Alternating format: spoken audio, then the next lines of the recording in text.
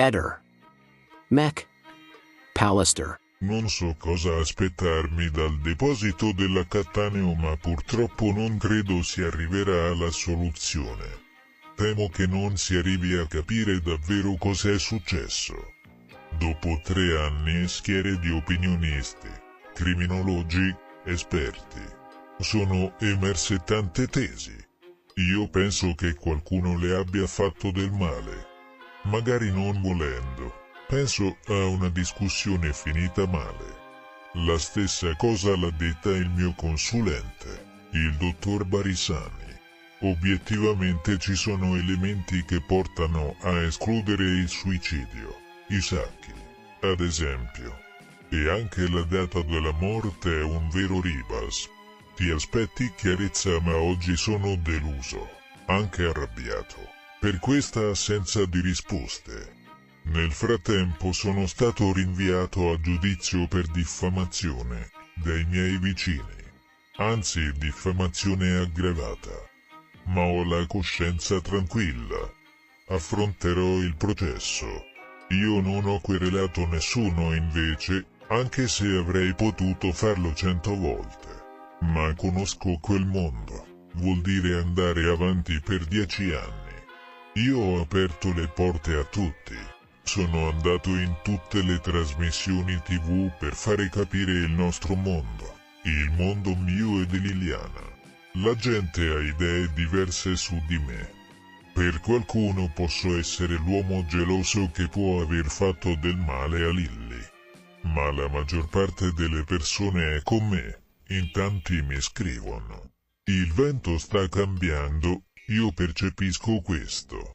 Quel pomeriggio del ritrovamento mi trovavo con 2 troupe. I giornalisti mi informarono. Hanno trovato un corpo. Tremando ho pronunciato quelle parole. Speriamo non sia lei. Sono andato là, nel parco dell'ex ospedale psichiatrico, ma non mi hanno permesso di avvicinarmi. Nessuno di noi familiari ha avuto la possibilità di vedere il corpo. Non so se sia stato meglio così. Io voglio ricordarmi il volto di Lilly che conoscevo. La tragica scoperta avvenuta nella mattina di domenica 5 gennaio ha scosso profondamente la comunità di Gualdo Tadino, in provincia di Perugia. I corpi senza vita di Ilaisa Stefania Ferro, una giovane donna di 30 anni, e di suo marito Daniele Bordicchia, di 38 anni, sono stati rinvenuti nella loro abitazione situata nella località Gaifana. La coppia, che aveva coronato il loro amore con il matrimonio solo pochi mesi prima, a maggio, non aveva figli e sembrava condurre una vita normale. Le indagini condotte dai carabinieri, sotto la guida della Procura di Perugia, si stanno concentrando sull'ipotesi dell'omicidio e suicidio. Secondo una prima ricostruzione, Daniele Bordicchia, che lavorava come guardia giurata, avrebbe utilizzato la sua pistola, una Glock calibro 9 regolarmente detenuta, per sparare alla moglie prima di rivolgere l'arma contro se stesso, togliendosi la vita. 2 i colpi esplosi, uno ha colpito la donna, il cui corpo è stato trovato nel salotto della casa, mentre l'altro è stato fatale per l'uomo, il cui corpo giaceva nella camera da letto. Le autorità hanno escluso fin da subito il coinvolgimento di terze persone, sottolineando che non vi sono indizi che possano suggerire responsabilità esterne. Tuttavia, i carabinieri stanno cercando di fare luce sulla dinamica dei fatti e sui motivi che potrebbero aver condotto a una simile tragedia. Sembra che all'interno della coppia ci fossero tensioni già da qualche tempo, ma nulla lasciava presagire un epilogo così drammatico. Ilaisa Stefania Ferro era un'operatrice socio-sanitaria presso il Serafico di Assisi, un istituto dedicato all'assistenza di bambini disabili. Domenica mattina era attesa al lavoro, ma la sua assenza ha destato preoccupazione. La notizia della sua scomparsa ha profondamente colpito il personale dell'istituto. Francesca Di Maolo, presidente del Serafico, ha espresso il dolore e lo shock di tutti coloro che conoscevano Ilaisa, descrivendola come una persona che lavorava con dedizione e abilità con i bambini. Questa triste vicenda segna il primo femminicidio del 2025, sollevando ancora una volta l'urgenza di affrontare il tema della violenza domestica e della prevenzione di simili tragedie. Le indagini proseguono per chiarire ogni aspetto di questa dolorosa storia, mentre la comunità locale si stringe attorno ai familiari delle vittime in un momento di profondo lutto.